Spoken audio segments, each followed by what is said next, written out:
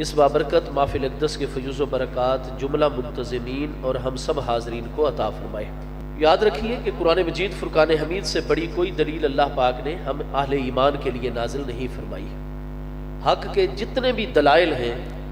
ان تمام کے تمام دلائل میں سب سے بڑی دلیل اللہ پاک کی پیاری کتاب قرآن مجید فرقان حمید ہے۔ چنانچہ قرآن پاک سورہ مرسلات کی آیت نمبر 50 میں اللہ پاک کے ارشاد گرامی ہے فَبِأَيِّ حَدِيثٍ بَعْدَهُ يُؤْمِنُونَ۔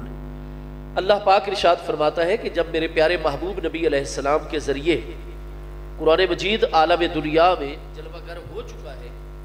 بِأَيِّ حَدِيثٍ بَعْدَهُ يُؤْمِنُونَ، تو اس قرآن کے آنے کے بعد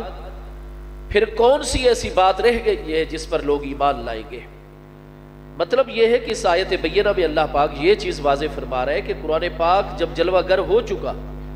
تو ایمان لانے کے بعد قرآن پاک سے بڑی پیچھے کوئی دلیل نہیں رہ جاتی۔ اس لیے اس آیت بینہ کی ایک یہ بھی تفسیر ہے کہ اللہ پاک اس آیت مبارکہ میں اپنے تمام کے تمام بندوں کو خطاب کرتے ہوئے ارشاد فرما رہا ہے کہ میرے تمام بندوں، چاہے تمہارا تعلق عالم جنات کے ساتھ ہے، چاہے تمہارا تعلق عالم انسانیت کے ساتھ ہے، تم تمام کے تمام جن و انس کی ہدایت اور رہنمائی کے لیے میں اللہ پاک نے جتنے دلائل نازل فرمائے ہیں ان تمام کے تمام دلائل میں سب سے بڑی دلیل مجھ اللہ پاک کی پیاری کتاب قرآن مجید فرقان حمید ہے۔ تو چونکہ قرآن پاک سے بڑی کوئی دلیل اللہ پاک نے ہمارے لیے نازل نہیں فرمائی، میرے آقا نبی پاک علیہ السلام کی بارگاہ اقدس کے متعلق قرآن مجید ہماری رہنمائی کیا عطا فرماتا ہے؟ قرآن پاک کے 21ویں پارے سورہ احزاب کی آیت نمبر 6 میں اللہ پاک کا ارشاد گرامی ہے النبی اولا بالمؤمنین من انفسہم وازواجہ امہاتہم۔ قرآن پاک ارشاد فرماتے ہیں کہ چاہے قیامت تک آنے والا کوئی مومن مرد ہے، کوئی مومنہ عورت ہے، فرمایا کہ تمام کے تمام اہل ایمان مرد و خواتین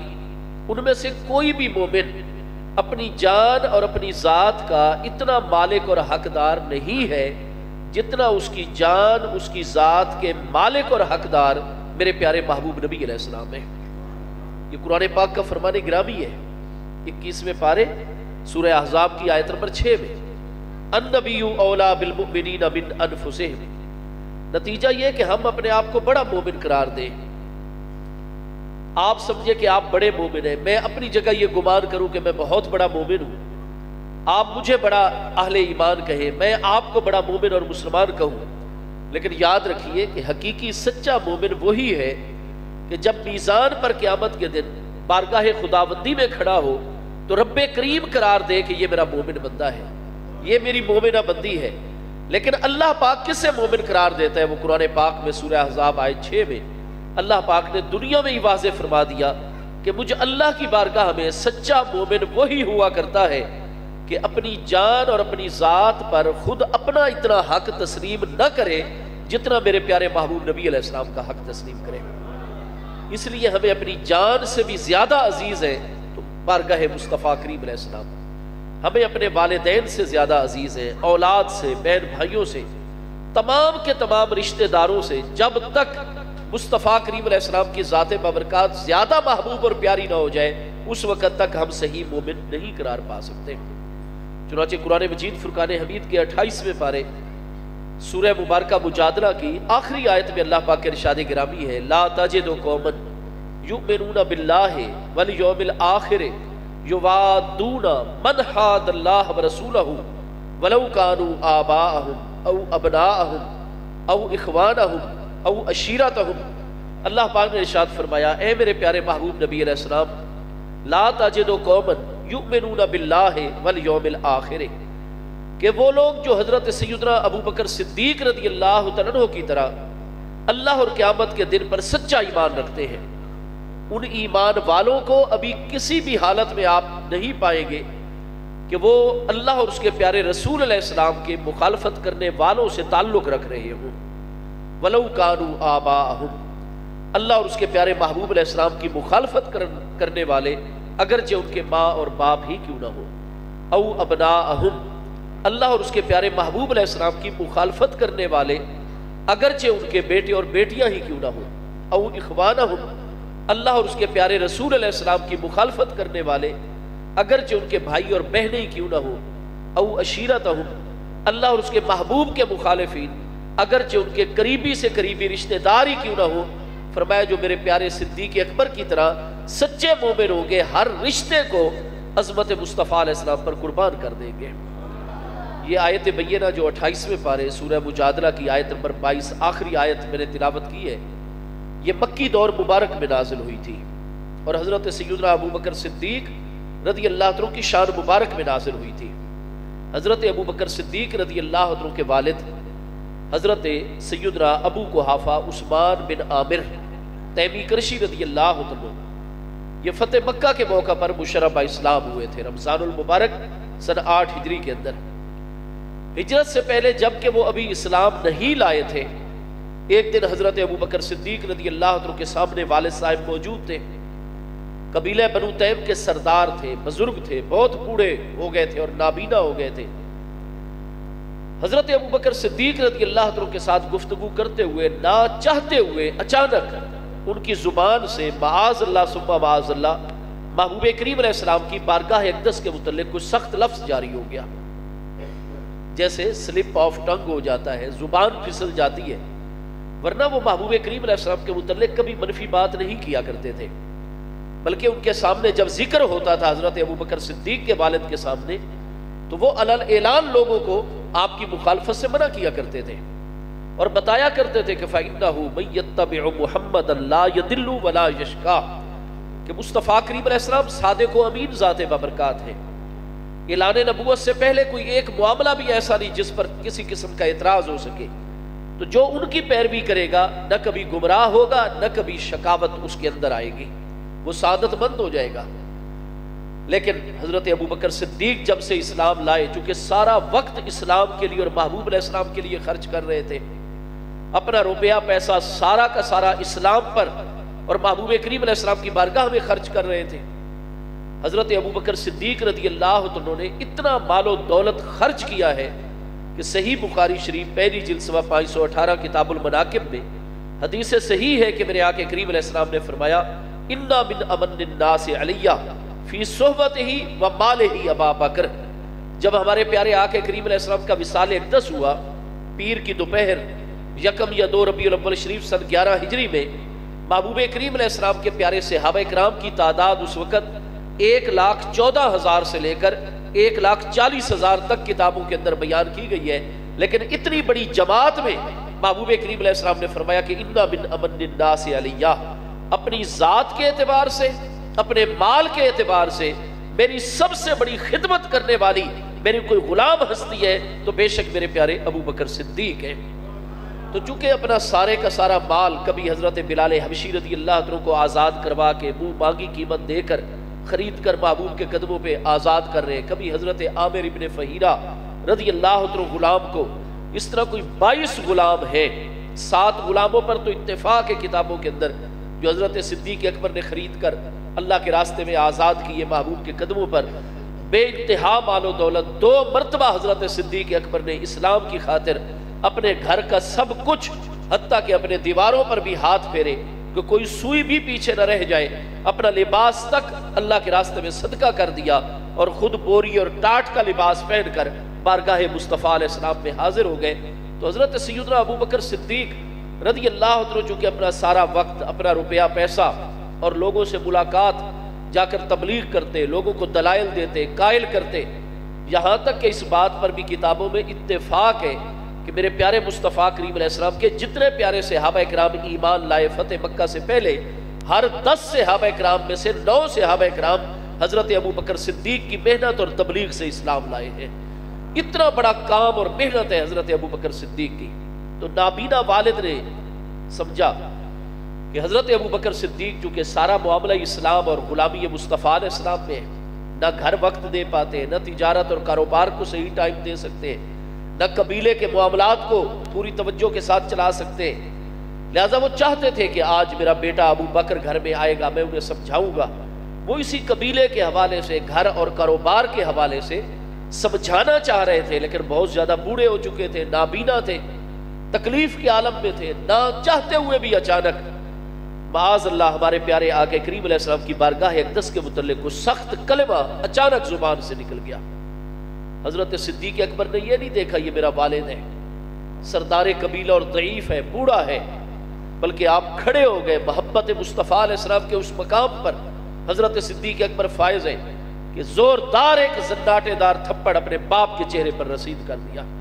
وہ بوڑھا آدمی چکرا کے نیچے گر گیا. حضرت صدیق اکبر رضی اللہ عنہ نے گھر میں اس کمرے میں کوئی چیز تلاش کی، لیکن چونکہ تکلیف کے عالم میں تھے، اتنے غضبناک تھے، وہ چیز آپ کی توجہ میں نہیں آئی. تھوڑی دیر کے بعد آپ اسی تکلیف کے عالم میں ہی گھر سے باہر تشریف لے گئے. کچھ وقت گزرا تھا کہ محبوب کریم علیہ السلام کا پیغام ملا. میرے آقا کریم علیہ السلام کی بارگاہ میں حاضر ہو گئے. میرے پیارے مصطفیٰ علیہ السلام نے فرمایا، پیارے ابو بکر، ابھی ہمارا دعوت دین کا مرحلہ جاری ہے، ابھی تو بالکل آغاز کا دور ہے. ہم اپنا پیغام جو ہے وہ مکہ مکرمہ کے اندر، مکہ مکرمہ کے مضافاتی علاقوں کے اندر پہنچا رہے ہیں. ہم میں ایسی شخصیات موجود ہیں اس وقت، اگر ہم چاہیں تو کافروں کی بات کا انہی کے لب و لہجے میں جواب دیا جا سکتا ہے. اینٹ کا جواب اینٹ سے دے سکتے ہیں. حضرت عمر جیسی شخصیات، حضرت سیدنا حمزہ رضی اللہ عنہ جیسی ہستیاں، اللہ اور اس کے رسول علیہ السلام کے پیارے شعر ہیں. تو ہم اگر چاہیں تو سخت کلامی کا جواب سخت کلامی سے دے سکتے ہیں، اینٹ کا جواب اینٹ سے، پتھر کا جواب پتھر سے.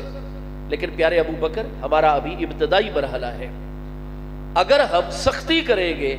ہر ایک سے لڑائی جھگڑا مول لینے لگ جائیں گے، تو پیارے ابو بکر پھر کافر پورے مکہ مکرمہ کے معاشرے میں ہر بندے کے سامنے یہ بات کرنے میں کامیاب ہو جائیں گے کہ محمد کریم علیہ السلام اور آپ کے جتنے بھی ساتھی ہیں وہ زبردستی اپنا عقیدہ ہم پر مسلط کرنا چاہتے ہیں. طاقت کے بل بوتے پر، لڑائی جھگڑے کے ذریعے سے، بائی فورس اور قوت اور طاقت کے بل بوتے کے اوپر اپنا دین اور مذہب، اپنی فکر اور نظر ہم پر وہ لاگو کرنا چاہتے ہیں، زبردستی ہمیں مومن اور مسلمان بنانا چاہتے ہیں. تو اس کا بڑا نقصان ہوگا، کیونکہ طاقت اور جبر کے ذریعے سے وہ نظریہ، وہ فکر، وہ سوچ، وہ عقیدہ اور دین مسلط کیا جاتا ہے جس دین میں حق کا نور نہیں ہوتا. اس کے لیے طاقت کی ضرورت ہوتی ہے. اور جو نظریہ حق کے اوپر مبنی ہو وہ جلدی یا بدیر خود دلوں کو مسخر اور فتح کرنے لگ جاتا ہے. وہ عقل کو اپیل کرتا ہے، ہر عقل مند کی عقل اس کو تسلیم کرتی ہے، ہر سمجھدار بندہ اس کو تسلیم کرنے لگ جاتا ہے. ہر صاحب سعادت انسان کے دل میں سچی بات بالآخر اپنی جگہ بنا لیتی ہے. تو پیارے ابو بکر صدیق، اس لیے ہمیں اس دعوت دین کے مرحلے میں اللہ پاک کا واضح حکم ہے، کفو ایدیکم، اپنے ہاتھوں کو روک کر رکھو. آج بھی آپ قرآن پاک کے 3 پارے سورہ البقرہ میں واضح طور پر ملاحظہ فرماتے ہیں کہ اللہ پاک کا ارشاد گرامی ہے، لا اکراہ فی الدین قد تبین الرشد من الغی فمن یکفر بالطاغوت ویؤمن باللہ فقد استمسک بالعروۃ الوثقی لا انفصام لها واللہ سمیع علیم. اللہ پاک نے فرمایا لا اکراہ فی الدین، دین کے اندر کسی قسم کی کوئی زبردستی اور جبر نہیں ہے. لا لائے نفی جنس ہے. آپ لا اکراہن کیوں نہیں پڑھتے؟ اس پر تنوین آپ کیوں نہیں پڑھتے؟ نصب کی علامت فتح زبر ہی کیوں پڑھ رہے؟ لا اکراہ، کیونکہ اکراہ اسم ہے، لائے نفی جنس کا آگے اس کی خبر ہے. لائے نفی جنس کا اسم منصوب ہوا کرتا ہے، اس لیے زبر ہے نصب کی علامت. اور لائے نفی سے جب نفی ہوا کرتی ہے تو وہ تمام کے تمام افراد کی نفی ہوتی ہے. لا اکراہ جیسے ہم پڑھتے ہیں لا الہ الا اللہ، کسی بھی قسم کا کوئی معبود نہیں ہے سوائے اللہ پاک کے. اللہ پاک کے علاوہ ہر معبود کی نفی ہو گئی. اسی طرح سورہ البقرہ کے اندر لا اکراہ فی الدین، دین میں کوئی جبر نہیں ہے، دین میں زبردستی نہیں. ہاں جو مسلمان ہو جائے، مومن ہو کے پھر اگر کفر کرے گا، مرتد ہو جائے گا، احکام مرتدین والے آئیں گے. 3 دن توبہ کرے ٹھیک، ورنہ ریاست اسلامی پر فرض ہوتا ہے اس کو قتل کر دیا جائے. وہ واجب القتل ہے، کیونکہ اگر وہ زندہ رہا بڑے لوگوں کے ایمان کے لیے امتحان بنے گا، فتنہ بنے گا. لیکن جو بندہ غیر مسلم ہے، ہم کسی عیسائی کو، یہودی کو، ہندو کو، سکھ کو زبردستی کلمہ نہیں پڑھا سکتے. قرآن پاک میں ہمیں حکم دیا گیا ہے قیامت تک، ادعو الی سبیل ربک بالحکمت والموعظۃ الحسنۃ وجادلہم باللتی ہی احسن کہ دعوت دیجیے اپنے رب تعالیٰ کے راستے کی طرف حکمت کے ذریعے سے، والموعظۃ الحسنۃ، اور اچھے واعظ و نصیحت کے ذریعے سے۔ آج ہمارا طریقہ بن گیا ہم ممبر پر بیٹھ جائیں گے اور حق گوئی ہماری اس وقت تک ہوتی نہیں جب تک ہم ماؤں بہنوں کی گالیاں نہ نکال لیں، دوسرے لوگوں کی دل شکنی نہ کر دیں، ہم ان کو اپنے آپ سے متنفر اور بیگانہ نہ کر دیں۔ کیا ہمارے صوفیاء کرام رضوان اللہ تعالی علیہ مجمعین کا یہی طریقہ تبلیغ تھا؟ قرآن پاک میں تو موعظۃ حسنہ کی بات بعد میں ہے، پہلے حکمت کی بات کی گئی ہے۔ ادعو الی سبیل ربک بالحکمۃ والموعظۃ الحسنۃ، فرمایا اچھا واعظ و نصیحت بعد میں، پہلے حکمت اپنانی ہے۔ جس بندے کو ہم نے نماز کا قائل کرنا ہے وہ ہمارا بھائی ہے، مسلمان ہے، مومن ہے، ہمارے معاشرے میں رہتا ہے، لیکن وہ مسجد میں نہیں آتا، تو جتنے نماز پڑھنے والے مسلمان ہیں ان سب پر شریعت مبارکہ لازم قرار دیتی ہے۔ اس بندے کی شخصیت کا مطالعہ کرے کچھ وقت کے لیے، اس کی طبیعت کو سمجھے، کون سی بات سے وہ بدک جاتا ہے، کون سی بات سے وہ قریب آتا ہے۔ قرآن پاک فرماتا ہے اللہ تعالیٰ کے راستے کی طرف دعوت دیا کرو حکمت کے ذریعے، تدبر کے ذریعے۔ جب تک جس انسان کے اندر حکمت موجود نہ ہو، قرآن فرماتا ہے وہ واعظ و نصیحت نہ کیا کرے۔ آج جو بندہ سب سے زیادہ گالیاں دیتا ہو، اس کی بھاری بھاری فیسیں ہم طے کرتے ہیں اور سمجھتے ہیں کہ یہ بڑا حق، کو یہ نہیں پتا کہ وہ الٹا دین کے راستے میں رکاوٹ بن رہا ہے۔ اسلام کے اندر اس طریقے کا جوش جو ہے وہ قابل قبول نہیں ہے۔ تدبیر حکمت کی بات کی گئی ہے، تو چونکہ ابھی ریاست اسلامی وجود میں نہیں آئی تھی، مدینہ طیبہ اور محبوب علیہ السلام کے ادارے ابھی مرز وجود میں نہیں آئے تھے، تو فرمایا پیارے ابو بکر ہمیں تو حکم ہے کفو ایدیکم، دعوت دین کے اس مرحلے میں ہم نے اپنے ہاتھوں کو روک کر رکھنا ہے۔ ہاں جب ہمارا اپنا ادارہ وجود میں آ جائے گا، ہماری ریاست وجود میں آ جائے گی، اس وقت ان لوگوں کی کارروائیاں کفار و مشرکین کی پھر ریاست اسلامی کے خلاف قرار پائیں گی، پھر اللہ پاک آیات جہاد نازل فرمائے گا۔ ہم پھر لڑائی کے ذریعے سے، قتال کے ذریعے سے، جہاد کے ذریعے سے اپنا دفاع کریں گے، پوری دنیا میں اپنے مفادات کا تحفظ، ظلم اور جبر کی چکیوں میں پستی ہوئی انسانیت کی مدد کے لیے پھر ہم تلواریں اپنے میان میں سے نکالیں گے۔ لیکن جب تک ہمارے ادارے مارز وجود میں نہیں آتے، ہماری ریاست موجود نہیں ہوتی، اس وقت تک قرآن پاک کا ہمیں واضح طور پر حکم ہے کافر مشرک جتنا بھی ظلم کرے، جتنی سخت کلامی کرے، ایذا اور تکلیف پہنچائے، کفو ایدیکم، اپنے ہاتھوں کو روک کر رکھنا ہے۔ تو پیارے ابو بکر ہمیں یہ حکم تھا اور آپ نے اپنے باپ کے اوپر ہاتھ اٹھا دیا، تو حضرت سیدنا ابو بکر صدیق رضی اللہ عنہ کی ذات بابرکات نے کیا عرض پیش کی، میرے آقا میں قربان جاؤں، سب کچھ قربان، حضور فلاں موقع کے اوپر کافروں نے مجھ پر اتنا ظلم کیا اور جسمانی تشدد کیا کہ 3 دن کے بعد میں ہوش میں آیا، اور اتنا مجھے زد و کوب کیا اور مارا اور زخمی کیا کہ میرے بچنے کی امید جو تھی وہ میرے قبیلے والوں کو ختم ہو گئی۔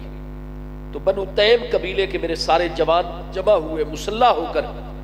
حرم کعبہ میں آ گئے، اور خانہ کعبہ شریف کے دروازے کے عین سامنے انہوں نے بڑا پیالہ رکھ دیا۔ سارے جوانوں نے، بنو تیم قبیلے کے جوانوں نے اپنی انگلیاں کاٹی، ان میں ایک ایک قطرہ خون کا پیالے میں جمع کیا اور بتایا کہ جیسے یہاں ہمارا خون ایک پیالے کے اندر جمع ہو گیا، بالکل ہم اسی طریقے سے متفق ہیں کہ اگر ہمارا سردار ابو بکر بن ابی قحافہ تیمی کرشی اگر یہ بچ گئے تو پھر تو جو فیصلہ ہمارے سردار کریں گے ہم اسی کے مطابق چلیں گے، ولا اماتا، اور اگر اس مار کٹائی کے نتیجے میں ہمارے سردار شہید ہو گئے، وصال فرما گئے، تو پھر ہم جتنے بنو تیم کے جوان ہیں، وہ چاہے سامنے ابو جہل ہو بنو مخزوم کا سردار، وہ چاہے ابو لہب ہو، عتبہ ربیعہ شیبہ ہو، ولید بن مغیرہ، یہ پورے مکہ والے مشرکین و کفار سے ہم ٹکرا جائیں گے اور اپنے سردار کا ہر حال میں بدلہ لیں گے، ورنہ بدلہ لیتے لیتے ہم سارے کے سارے جواب میں قتل ہو جائیں گے۔ یہ انہوں نے حلف اٹھا دیا مسجد حرام شریف کے اندر۔ نعرہ نہیں لانا جی، بیٹھ جاؤ، بارک اللہ، تشریف رکھو۔ گزارے میں نے خود کہا تھا، چپ کر کے بات سنیں، گزارے یہ ہے، حضرت صدیق اکبر رضی اللہ عنہ نے عرض کی حضور 3 دن کے بعد میں ہوش میں آیا، اور حضور یہ حالت ہو گئی، اسی طرح فلاں موقع پر، اور یہ کتابوں میں بالکل واضح ہے، میں عرض کر دوں، جیسے عاقل بالغ آزاد مردوں میں سب سے پہلے محبوب علیہ السلام کا کلمہ پڑھے تو حضرت سیدنا ابو بکر صدیق رضی اللہ عنہ کی ذات بابرکات نے اسلام کے لیے سب سے پہلے مردوں میں سے روپیہ پیسہ خرچ کرنا شروع کیا ہے تو حضرت صدیق اکبر کی ذات بابرکات نے، اور اسلام کی خاطر اگر اپنی جان کا نذرانہ اور خون سب سے پہلے بہا ہے راہ اسلام میں تو حضرت ابو بکر صدیق رضی اللہ عنہ کا۔ تو حضور اگر مجھ پر وہ ذاتی تشدد کرتے ہیں، میری ذات کو نشانہ بناتے ہیں تو حضور میں برداشت کرتا ہوں، کبھی سی تک میری زبان سے نہیں نکلی، لیکن حضور اگر آپ کی بارگاہ کا معاملہ آئے گا اور آپ کی ذات بابرکات کے متعلق میرا باپ بھی اگر کوئی نازیبا کلمہ کہے گا حضور مجھ سے برداشت نہیں ہو سکے گا۔ لو کان عندی سیف، اگر اس وقت میرے پاس تلوار ہوتی، میں نے تلاش کی تھی، لیکن حضور مجھ پر ایسی کیفیت طاری ہو گئی غضب کی، غصے کی، تکلیف کی کہ مجھے تلوار کہیں گھر میں نظر نہیں آ سکی۔ اگر اس وقت تلوار میرے ہاتھ لگ جاتی لا اجریتہ علیہ، میں اپنے باپ کی گردن اڑا دیتا، کیونکہ پوری کائنات میں مجھے سب سے زیادہ عزیز ذات ہے تو حضور آپ کی ذات بابرکات ہے۔ میرے آقا کریم علیہ السلام نے فرمایا میرے پیارے ابو بکر آپ کے لیے بشارت ہے، ہنی اللہ کا، خوشخبری ہو، آپ کو خوش ہو جائیں آپ۔ ہم تو اپنے گھر میں تھے، جسمانی طور پر تو آپ کے گھر میں ہم موجود نہیں تھے، آپ اپنے والد صاحب کے سامنے اپنے کمرے اور گھر میں تھے، اور وہاں ہماری عدم موجودگی میں بھی آپ نے جو اللہ کے سچے رسول علیہ السلام کی عزت و ناموس کا دفاع کیا اور اپنے محبوب کی محبت پر باپ کی محبت کو قربان کر دیا، آپ کو مبارک ہو، آپ کے حق میں اللہ پاک نے قرآن کا یہ مقام نازل فرمایا ہے۔ چنانچہ یہ 28ویں پارے سورہ مجادلہ کی آخری آیت جو ہے یہ ہجرت سے پہلے مکی دور میں اس حوالے سے نازل ہوئی، جس میں اللہ پاک نے واضح طور پر فرمایا لا تجد قوما یؤمنون باللہ والیوم الآخر، اے میرے پیارے محبوب علیہ السلام جو تو میرے پیارے ابو بکر صدیق کی طرح اللہ اور قیامت کے دن پر سچا ایمان رکھتے ہیں، ان سچے اہل ایمان کو کبھی بھی آپ اس حالت میں نہیں پائیں گے یوادون من حاد اللہ ورسولہ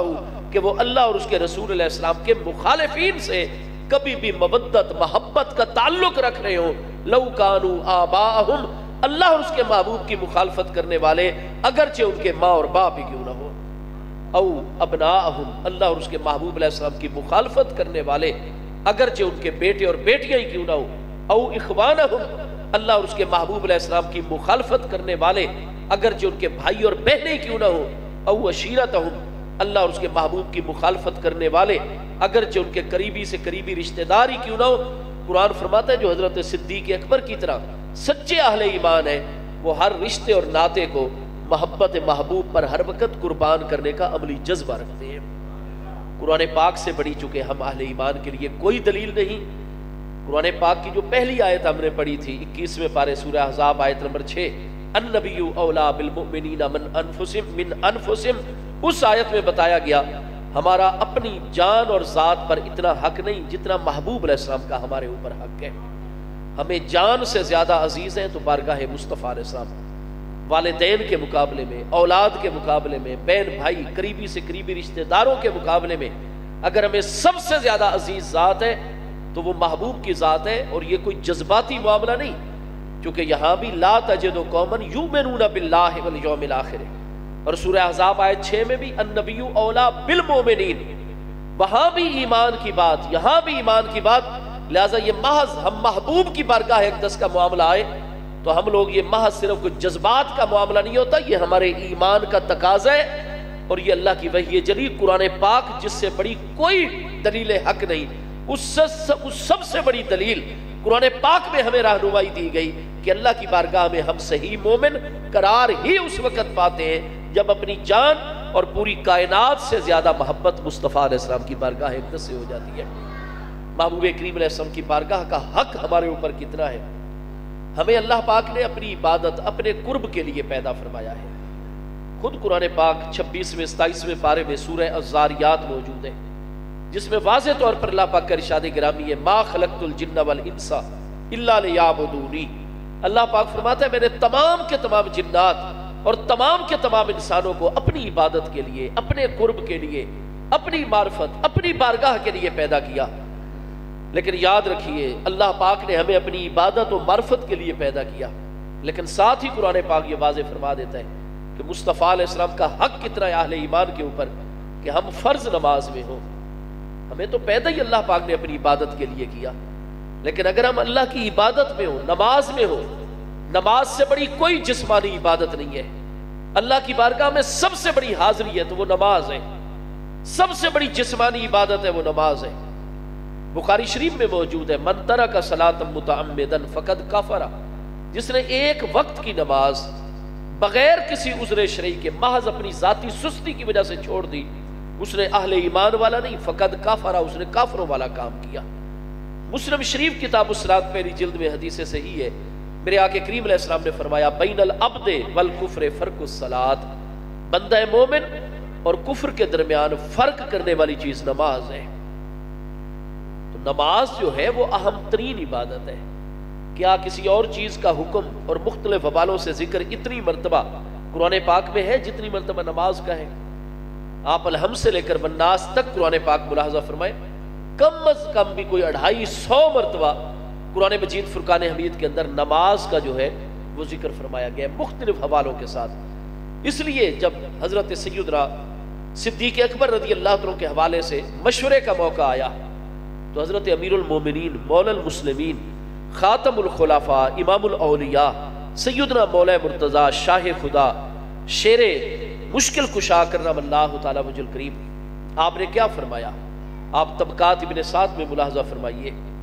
امام المحدثین امام محمد بن سعد کاتب واقدی جو ہے وہ 230 ہجری میں وصال فرما رہے ہیں، اب 1442 سنے ہجری جا رہے ہیں، یعنی 1200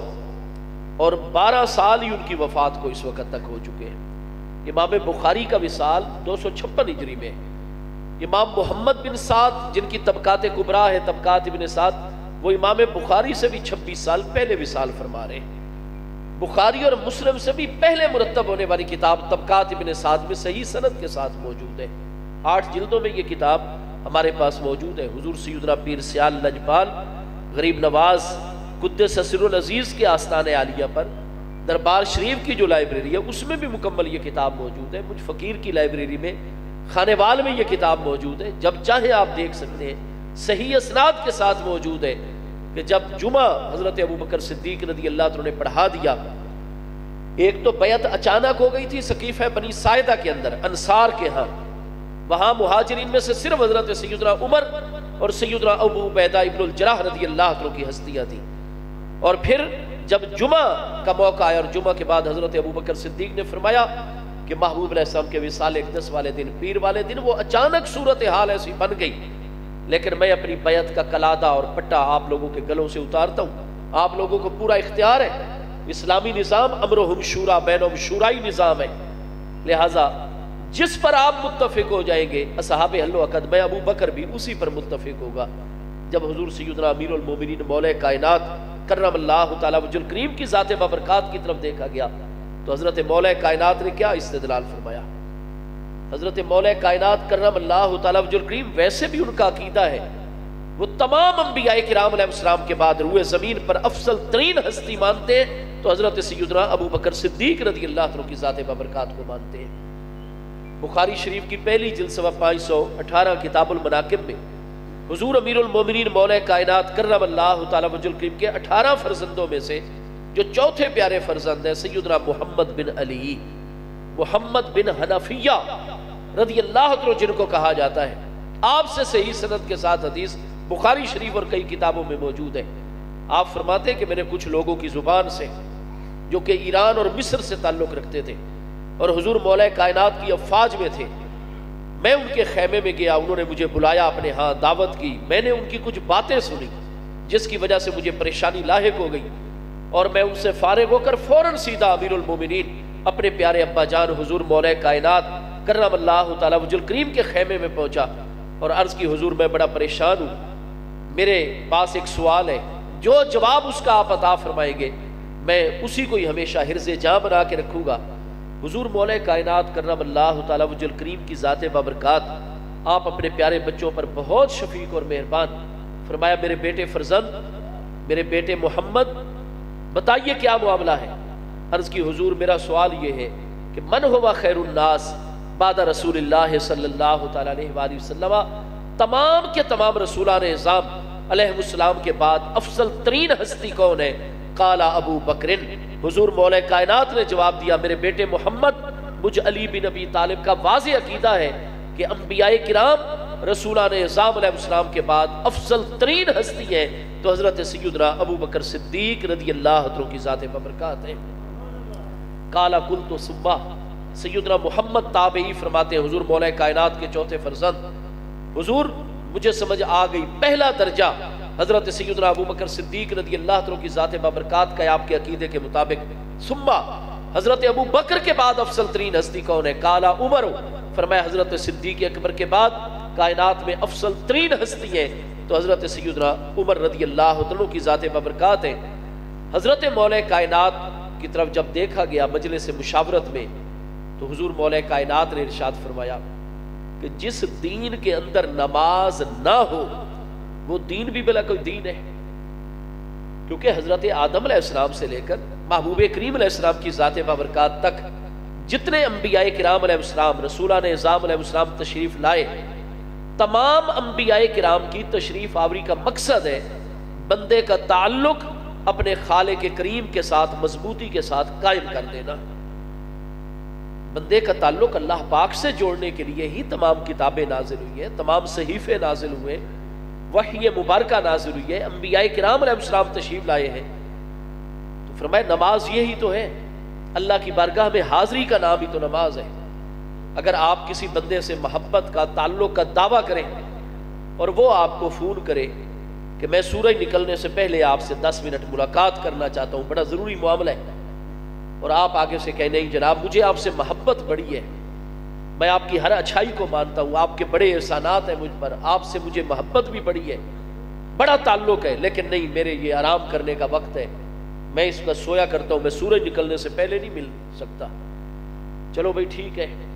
آگے جب دن کا نیا مرحلہ ہو، سورج ڈھل جائے، آدھا دن گزر گیا، سورج نصف سے آگے چلا گیا، پھر اس نے رابطہ کیا، آؤ مجھ سے 10-12 منٹ کے لیے ملاقات کر لو، میں تم سے ملنا چاہتا ہوں اور تمہیں وہ نعمت دوں گا جو کسی جگہ سے نہیں ملے گی، حی علی الفلاح،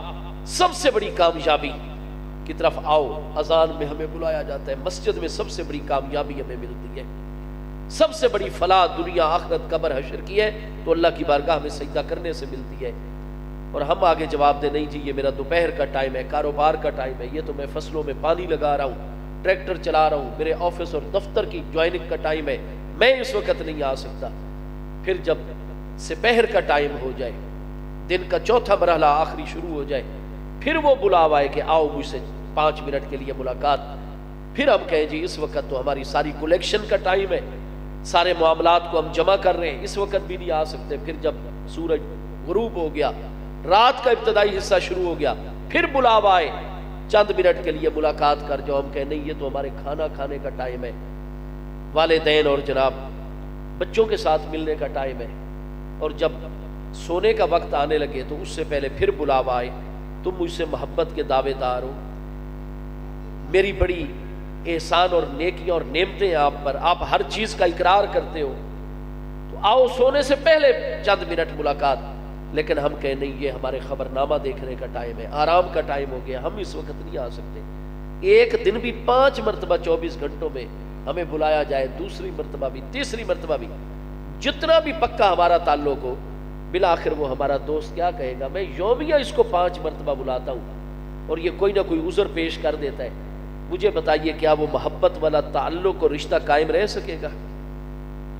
محبت بڑھتی ہے، تعلق بڑھتا ہے رابطہ رکھنے سے، آنے جانے سے، حاضری لگوانے سے۔ جب بھی وہ محبوب دوست یاد کرے فوری طور پر ساری مصروفیت چھوڑ کر اس سے ملاقات کی جائے۔ حضور امیر المومنین جو تمام صوفیاء کے مقتدا و پیشوا ہیں، ہمارے سلسلہ عالیہ اولیاء چشتیہ، سلسلہ عالیہ قادریہ، سلسلہ عالیہ سہروردیہ، سب کے مقتدا و پیشوا حضور سیدنا امیر المومنین مولا کائنات کرم اللہ تعالیٰ وجہ الکریم ہے۔ آپ فرماتے ہیں دین کا تعلق ہے اور انبیاء کرام علیہ السلام کی تشریف آوری کا مقصد بندے کا تعلق اللہ پاک کی بارگاہ سے مضبوطی سے جوڑ دینا، اور تعلق جڑتا ہے، تعلق رابطہ قائم ہوتا ہے حاضری لگوانے سے، بارگاہ اقدس میں حاضر ہونے سے۔ اور نماز اللہ پاک کی وہی بارگاہ کی حاضری ہے، نماز سے جو بندہ پیچھے رہنے لگ جائے وہ پہلے بے شک بڑا خوش اخلاق ہو، غریبوں مسکینوں کی بڑی مدد کرتا ہو، والدین کے ساتھ بڑے حسن سلوک اور ادب سے پیش آتا ہو، سارے اس کی زندگی کے معاملات درست ہو۔ لیکن حدیث صحیح میں کیا ہے؟ من تخلف عن صلاۃ، جو بندہ اللہ کی بارگاہ سے پیچھے رہنے لگ جائے گا، نماز میں سستی کرنے لگ جائے گا، تخلف عن الخیر کلہ، ان قریب تم چند مہینوں میں دیکھ لو گے ہر خیر اور اچھائی سے وہ پیچھے رہنے لگ جائے گا۔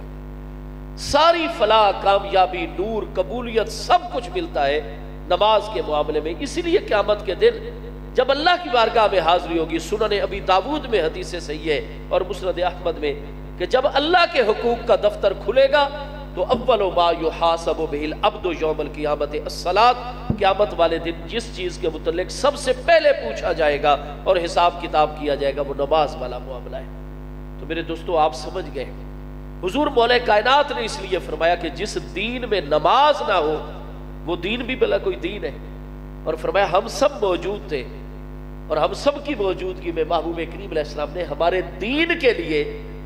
رضامندی کا اظہار کیا حضرت ابو بکر صدیق پر، کہ ہم سب کی موجودگی میں حضرت صدیق اکبر کا مبارک نام لے کر فرمایا مرو ابا بکر فلیصلی بالناس، کہ آج کے بعد ہم جماعت نہیں کروائیں گے جب تک ہمارے بعد نئے امیر کا انتخاب نہیں ہو جاتا۔ مرو ابا بکر فلیصلی بالناس، ہمارا یہ حکم ہمارے پیارے ابو بکر صدیق تک پہنچائیے۔ یہ کن کو حکم پہنچانے کی بات ہو رہی تھی؟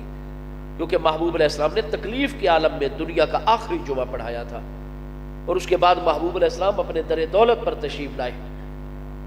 در دولت پر جب گھر مبارک میں تشریف فرما ہے تو گھر میں کون ہوں گے؟ محبوب علیہ السلام کے پیارے اہل بیت اطہار کی نورانی ہستیاں تھیں، محبوب علیہ السلام کی ازواج مطہرات ہیں، حضور مولا کائنات جیسی ہستی ہیں، حضور پیاری صاحبزادی صاحبہ سلام اللہ تعالی علیہا کی نورانی ذات ببرکات جلوہ گر ہیں۔ گھر میں باہر والے نہیں ہوتے،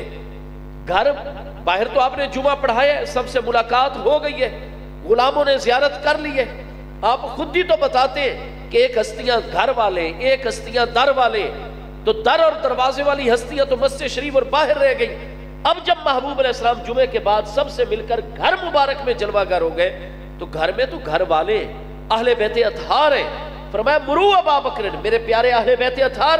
میرا یہ حکم میرے پیارے ابو بکر صدیق تک پہنچائیے، فلیصلی بالناس، کہ آج کے بعد جتنے میرے پیارے اہل بیت اطہار ہیں، پیارے صحابہ کرام ہیں، جب تک نئے امیر کا انتخاب نہیں ہو جائے گا، میرے پیارے ابو بکر صدیق ہی میرے تمام پیارے اہل بیت اطہار اور تمام پیارے صحابہ کرام کو پنجگانہ نمازوں کی امامت کروائیں گے۔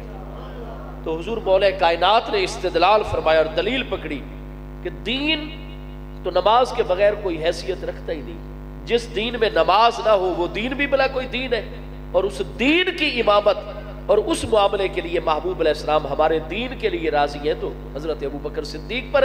فرمایا مشورہ کرنے کی کوئی ضرورت نہیں ہے، لقد ردینا لدنیانا الا مر رضی علیہ رسول اللہ لدیننا، جس ہستی پر ہمارے آقا کریم علیہ السلام ہمارے دین کے لیے راضی ہو گئے، محبوب کے وصال اقدس کے بعد ان کی بیعت کر کے اپنی دنیا کے لیے بھی ہم اسی ہستی پر راضی ہو رہے ہیں۔ لہذا ابو بکر صدیق ہمارے دین کے بھی امام ہیں، ہماری دنیا کے بھی امام اور رہنما ہیں۔ اب آپ پر یہ سارا کچھ منکشف ہو گیا کہ حضور مولا کائنات جیسی ہستیوں نے فرمایا کہ نماز کی اتنی بڑی اہمیت ہے کہ جس دین میں نماز نہ ہو وہ دین بھلا کوئی دین ہے۔ ایمان اور کفر کے درمیان نماز والے عمل سے، اس لیے جب حضور سیدنا خواجہ خواجگان حضور پیر پٹھان کے پہلے سے زیادہ نشین، اللہ پاک کی خاص برکت اس زمین کے اوپر، حضرت سیدنا شاہ اللہ بخش کریم توسوی غریب نواز قدس سر العزیز، ان کے سامنے ایک بات کی گئی، جی فلاں مرکز والوں نے فلاں اپنا مونوگرام بنا لیا اور فلاں علامت پیدا کر لی، فلاں جماعت نے اپنے اندر فلاں علامت اور نشانی پیدا کر لی۔ آپ نے فرمایا صحیح، اسا مسلمانہ دی تا ایک سب تو بڑی نشانی ہے، وہ ہے 5 وقت دی نماز جماعت نال ٹائم تے قائم کرنا۔ ہاں جی، نماز تو نماز کے بغیر تو دین کا کوئی تصور نہیں۔ حضور شیخ الاسلام والمسلمین قمر الملت والدین خواجہ خواجگان قطب دوران حضور سیدنا پیر سیال سیدی علامہ حافظ خواجہ محمد قمر الدین سیالوی صاحب غریب نواز قدس سر العزیز، چونکہ آپ جانتے ہیں 1906 میں ہی مسلم لیگ کی بنیاد بنگال میں رکھی گئی نواب سلیم اللہ خان کے ہاں، 1906 اگست میں حضور پیر سیال کی ولادت ہے۔ سیدنا شیخ الاسلام غریب نواز رحمت اللہ تعالیٰ علیہ کی، اور آپ جس طریقے سے اجمیر شریف میں آپ نے علم حاصل کیا، یعنی تکمیل، اور پھر تحریک پاکستان کا دور شروع ہو گیا 1940 سے قرارداد پاکستان، تو حضور پیر سیال تو ایک منٹ کے لیے بھی کہیں نہیں بیٹھے نا۔ پھر آپ نے اس طریقے، چونکہ مسلم لیگ کے صدر تھے آپ، بابا قوم کے ساتھ براہ راست آپ کا ربط اور تعلق تھا، حضرت علامہ جب تک رہے ہیں براہ راست آپ کا تعلق رہا ہے 1938 تک۔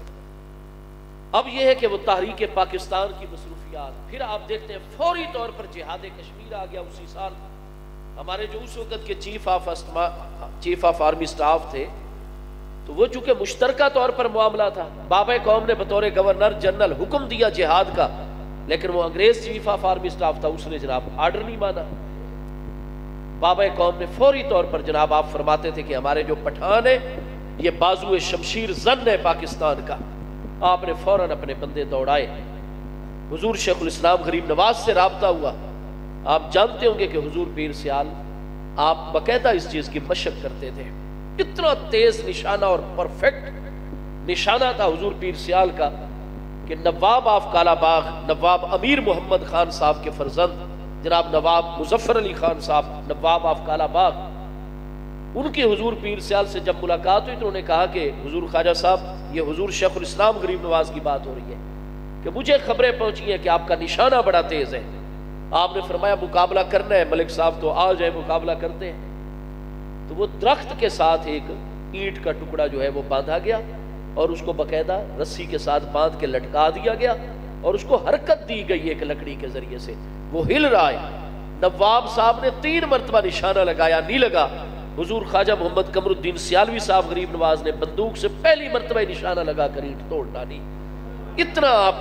مشق تھی، اتنا محاورہ تھا نشانہ بازی کے اندر۔ اور جیسے ہی پاکستان قائم ہوا، پہلے سال ہی جہاد کا، یہ جتنا آزاد کشمیر ہے، یہ آپ کو پتہ ہے کہ جب ڈوگرا راج والوں نے انڈیا کے ساتھ معاملہ کیا اور انڈیا نے جناب اپنی فوجیں اتار دی،